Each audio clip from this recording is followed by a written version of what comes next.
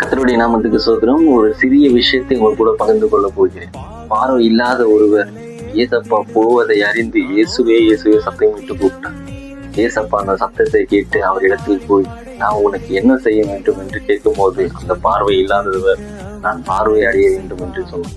அதுக்கு ஏசப்பா அந்த அவரை நோக்கி கேட்டது, இதை நான் செய்வேன் என்று நீ விசுவாசிக்கிறாய் என்று கேட்டார். இந்த பார்வை இல்லாதவரும் நான் விசுவாசிக்கிறேன் என்று சொல்லும் போது ஏசப்பா அவனை நோக்கி சொன்னது, விசுவாசித்தபடியே உனக்கு ஆக கடவுது என்றான். அந்நேரமே அவன் பார்வையடைந்தான். அது போலதாங்க, நம்ம விசுவாசத்தோடு ஏசப்பாவை நோக்கி கூப்பிடும் போது அவர் நம் விசுவாசத்துக்கு ஏற்றபடி இரட்டிப்பான நன்மையை நம்மளுக்கு தருவார்.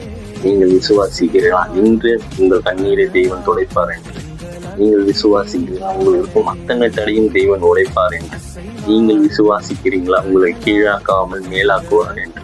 நீங்கள் விசுவாசிக்கிறீங்களா? உங்கள் சத்ருவ கையில் இருந்து உங்களை தப்புவிப்பார் என்று. நீங்கள் விசுவாசித்தால் தேவனுடைய மகிமையை காண்பீர்கள்.